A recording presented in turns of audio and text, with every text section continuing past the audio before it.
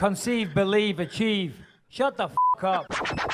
People like to see people win consistently, and that's how they build stars. That's how they build champions. When a champion wins, but then consistently defends the belt and does it well, like Anderson Silva did, that's when they become real big megastars, you know. So yeah, it's interesting. It's interesting. I mean, talking of Demetrious Johnson, there's a guy there. I believe the numbers were out. It was the lowest rated box event that they'd done yet. It's crazy. And going back to the, you know, it kind of just completely fucks with what I just said. I just said you got to win consistently to become a big star. He's defended the belt 10 times now, I believe.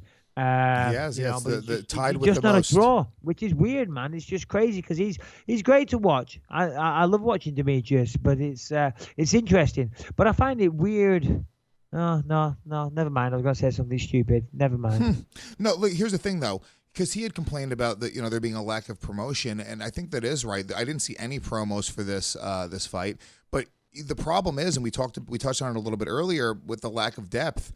You know, there's no story to sell. You know, he's kind of beating guys that they don't have time to really build up because it's not a super deep division. So there's not like these long storied careers of these guys that you're following forever and they finally get a title shot. It's like, yeah, somebody gets 2 or 3 wins in a row at 125. They're right there and nobody really knows who they are.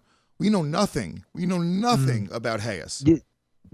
Oh, no, nothing. I know nothing about Wilson Hayes. I think that's... Hayes, is that how you say it? I'm not even saying it correct. Yeah, exactly. Wilson Hayes, that's how you say it. And from what I understand, he's a very good grappler. Trains down in San Diego. I only know that because I read some of the fucking after-fight reports. Yeah.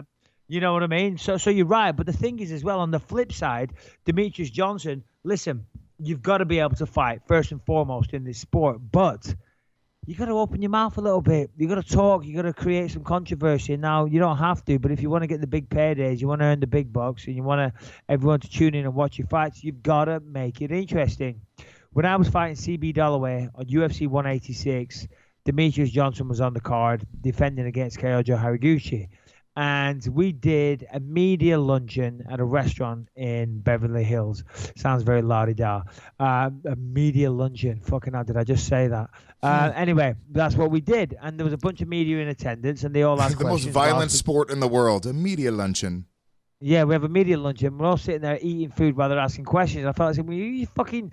Let me have my food first, and then I'll answer this question. I've got a delicious steak here that I'm trying to eat whilst you interview me. But anyway, they're asking me questions, and, you know, I'm doing my thing. I'm talking a bit of shit like I normally do. And Demetrious wouldn't talk shit at all. And me and him kind of got into a thing in front of all the reporters because he's like, no, he wouldn't even give a prediction. He wouldn't say that he believes he's going to win or lose. And I said, hold on a minute, Demetrious. I said, you got all these reporters here. You got to give them what they want. You got to give them a prediction. You got to let them know that you think you're going to win the fight. He said, nope, not going to do it. If I do that, I might look stupid if I don't win.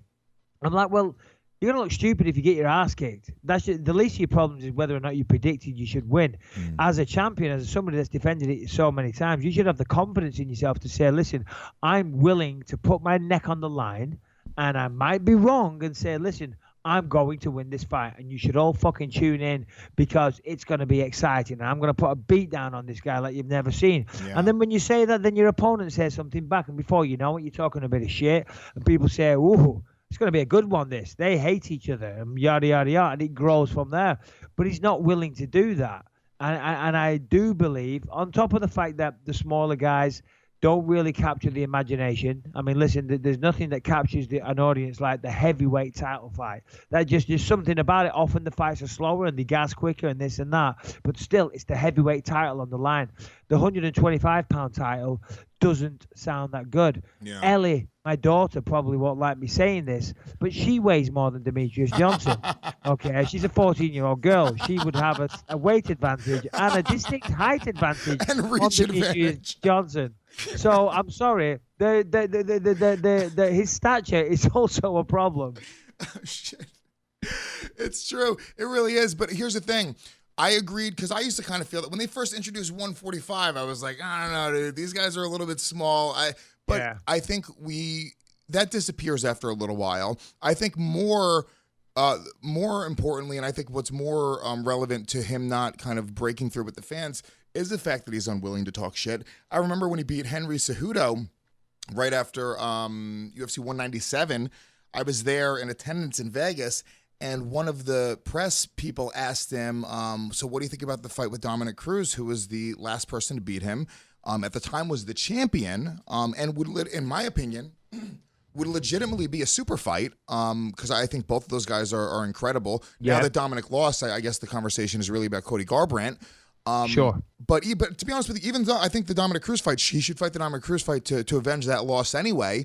But he was so unwilling to commit to even the idea in the future. He was like, yeah, I want to get the record for the most title defenses. And I'm going like, dude, nobody fucking cares about the most title defenses. They care that you fucking beat up the guy and you call out the last guy to beat you up and you say, I don't give a shit, I'll fight a heavyweight. That's what they want to hear. Demetrious Johnson, they want to hear you say you'll beat up Cain Velasquez once. It doesn't matter that it's not true. It doesn't matter that you don't even believe it, but that's what fans want to sink their fucking teeth into. No, it is. It is. I mean, let me tell you a story about Demetrious. And again, I admire this because, it is a sport. It's not personal.